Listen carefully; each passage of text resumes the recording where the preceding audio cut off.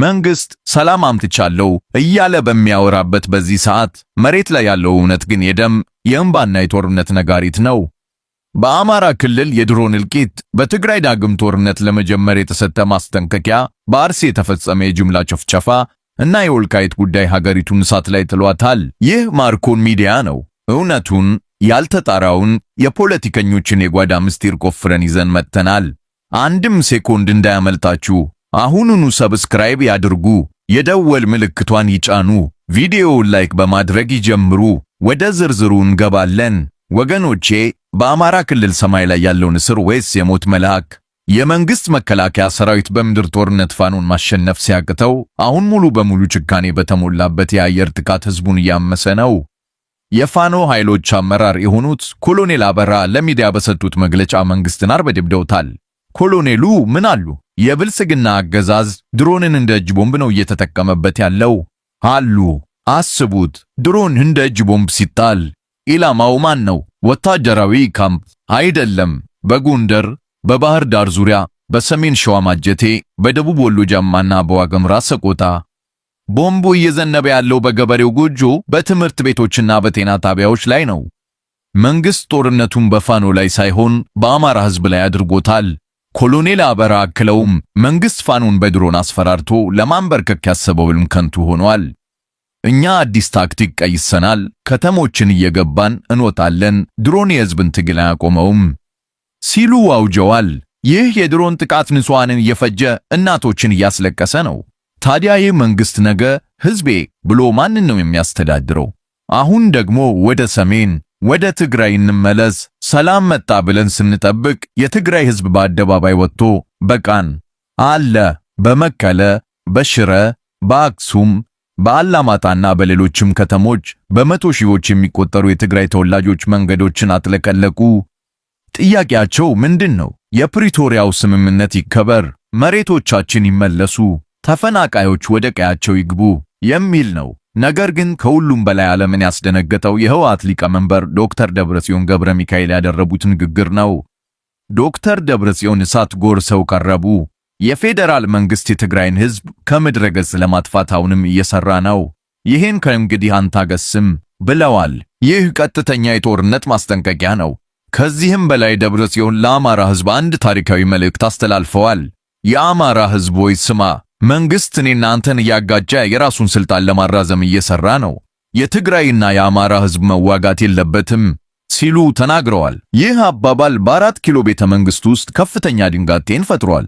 ፋኖና ህወሓት የጋራ ጠላታቸው ማን እንደሆነ ከተረዱ የአብይ አህመድ መንግስት የመጨረሻው ሰዓት ደርሷል ማለት ነው።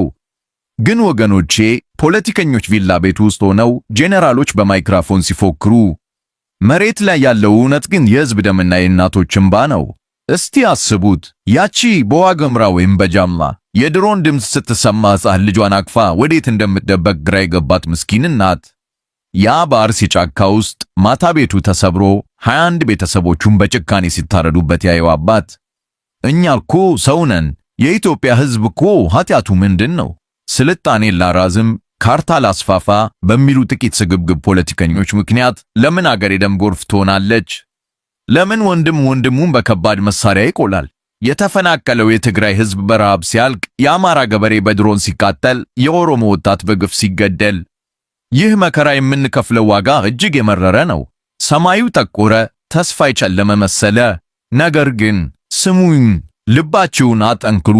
ይህ ጨለማ የንጋት መጀመሪያ እንጂ የመጨረሻው ታፈንታችን አይደለም። ታሪክ እንደሚነግረን ግፍ ሲበዛ ሰማይ ይከፈታል። ከዚህ ሁሉ አመድና ፍርስራሽ ውስጥ አዲስና የማይበገር የኢትዮጵያ ትውልድ እየተፈጠረ ነው። ያልታጠቀው ህዝብ ታንክ የታጠቀውን ጦር እያርበደበደው ያለው ለምን ይመስላችኋል? እውነት ከህዝብ ጋር ስለሆነች ነው። የፖለቲከኞች የውሸት ካርድ ቤት መፍረሱ አይቀርም።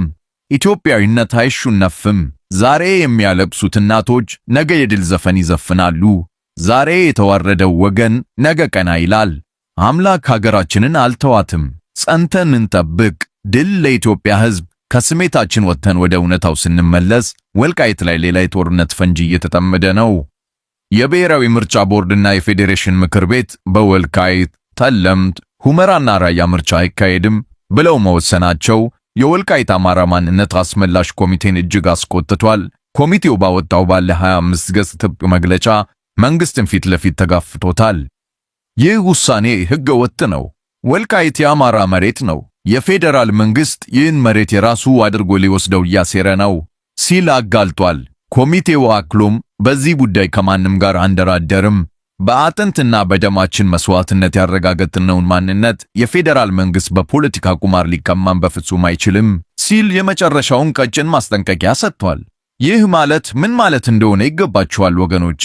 የፌዴራል መንግስት ብልጽግና አማራንና ትግራይን አዳክሞ መሬቱን የራሱ የፌዴራል አስተዳደር ለማድረግ ያቀደው ሴራ ገደል ገባ ማለት ነው። አሁን ወልቃይት ላይ ያለው ውጥረት ከትግራይ ኃይሎች ጋር ብቻ ሳይሆን ከፌዴራል መንግስቱ ጋር ጭምር የሞት ሽረት ትግል ሊከፍት መሆኑን አመላካች ነው። የሰሜኑ ጦርነት ገና አላለቀም። አብይ አህመድ የለኮሱት እሳት መላ አገሪቱን ሊበላ ተቃርቧል። አሁን ደግሞ ወደ መሃል ሀገር ወደ ኦሮሚያ ክልል እንውረድ። በአርሲ ዞን የተፈጸመው አሰቃቂ እልቂት የሰው ልጅን ሕሊና የሚፈታተን ኢትዮጵያ ሀገር መሆኗን ጥያቄ ውስጥ የሚከት ነው። በአንድ ሌሊት በአንድ ሌሊት 21 ንጹሃን ዜጎች፣ እናቶች፣ ሕፃናትና አረጋውያን እንደ በግ ታረዱ። ማን ነው ያረዳቸው? ለምን ታረዱ? መንግስትስ የት ነበረ? ይህ እኮ ጫካ ውስጥ አይደለም። ዜጎች በቤታቸው ተኝተው በታጠቁ ኃይሎች በጅምላ ሲጨፈጨፉ መንግስት ዝም ማለቱ የጸጥታ መዋቅሩ ሙሉ በሙሉ መፍረሱን አሊያም ጭፍጨፋው ሆን ተብሎ በመንግስት መዋቅር ውስጥ ባሉ ኃይሎች የተተወ መሆኑን ያሳያል። የኦሮሚያ ክልል ለንጹሃን የሞት ቀጠና ሆኗል። ህዝቡ እግሬ አውጪኝ እያለ ነው። በሌላ በኩል ደግሞ የፍትህ ስርዓቱ መቃብር መግባቱን የሚያሳየው የቀድሞ የሰላም ሚኒስትር ዴኤታ አቶ ታዬ ደንዳ የፍርድ ቤት ውሎ ነው። ታዬ ደንዳ በችሎት ፊት ቀርቦ ያፈነዱት ምስጢር ቤተ መንግስቱን አርበድብዶታል። በሽንት ቤት ውስጥ ነው ያሰሩኝ፣ ይህ መንግስት ህግ አያውቅም፣ አውሬ ሆኗል ሲሉ በምሬት ተናገሩ። አስቡት፣ ትናንትና አብሮ ሲሰራ የነበረን ከፍተኛ ሚኒስትር ዛሬ ሐሳብ ሰለለና እውነት ስለተናገረ ብቻ ሽንት ቤት ውስጥ የሚያስር አገዛዝ ለተራው ዜጋ ለፋኖና ለጋዜጠኞች ምን ሊያደርግ እንደሚችል መገመት አይከብድም። ፍርድ ቤት በዋስ ይፈቱ ብሎ ትዕዛዝ ቢሰጥም ፖሊስ ግን የበላይ ትዕዛዝ አለኝ አልለቅም ብሎ ወግን በእግሩ ረድቷል። ጋዜጠኞች በጨለማ ቤት እየተሰቃዩ ነው። ፖሊስ ከፍርድ ቤት በላይ ሆኗል። ኢትዮጵያ ውስጥ ፍትህ ሞታ ተቀብራለች። ወገኖቼ እኛ እርስ በእርሳችን ስንባላ ዓለም ደግሞ ወደ ሶስተኛው የዓለም ጦርነት እያመራች ነው።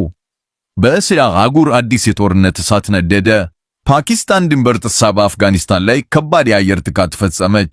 ይህን ተከትሎ አፍጋኒስታንን የሚያስተዳድረው ታሊባን ዝም አላለም። በከባድ መሳሪያ አጸፋውን እንመልሳለን፣ ፓኪስታን ዋጋ ትከፍላለች ብሎ ጦርነት አወጀ። በአሁኑ ሰዓት በሁለቱ ሀገራት ድንበር ላይ ከባድ የተኩስ ልውውጥ እየተደረገ ነው። በመካከለኛው ምስራቅ እስራኤልና ሐማስ፣ በምስራቅ አውሮፓ ሩሲያና ዩክሬን፣ በእስያ ፓኪስታንና አፍጋኒስታን። ሁሉም ሀገር የጦር መሳሪያ እያመረተ ነው። ዓለም በእሳት እየነደደች ባለችበት በዚህ አደገኛ ዘመን የውጭ ኃይሎች አፍሪካ ቀንድን ለመቆጣጠር በሚሻሙበት ሰዓት እኛ ኢትዮጵያውያን በብሔር ተከፋፍለን ተራበን፣ መሪዎቻችን በስልጣን እብደት ታውረው እንዴት ነው እንደ ሀገር የምንተርፈው? ይህ ጥያቄ የሁላችንም የህልውና ጥያቄ ነው። የተከበራችሁ የማርኮን ሚዲያ ቤተሰቦች ዛሬ ያቀረብንላችሁ መረጃ የሚያሳየው አንድና አንድ እውነት ብቻ ነው። ኢትዮጵያ በታሪኳ አይታው በማታውቀው አደገኛ የገደል ጫፍ ላይ ቆማለች። በሰሜንና በአማራ ክልል ህዝብ በድሮን እንደ ቅጠል እየረገፈ ነው። ፋኖ ግን እጅ አልሰጥም ብሎ አዲስ ስልት ቀይሷል። በትግራይ ደብረ ጽዮን ዳግም የጦርነት ፊሽካ ነፍተዋል። ወልቃይት የፈንጂ ቀጠና ሆኗል። በኦሮሚያ አርሲ ላይ ንጹሃን ታርደዋል። የፍትህ ስርዓቱ ደግሞ ሽንት ቤት ውስጥ ወድቋል። በዓለም አቀፍ ጦርነት በየቦታው እየፈነዳ ነው።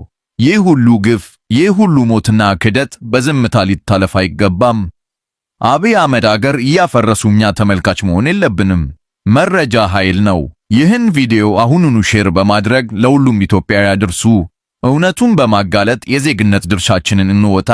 በቀጣይ ቪዲዮችን በቤተ መንግስት ውስጥ ጄኔራሎች እርስ በርስ የተማዘዙበትን አስደንጋጭ ምስጢርና የአብይ አህመድን አዲስ የማምለጫ እቅድ ሾልኮ ወጥቷል ይዘን እንመጣለን።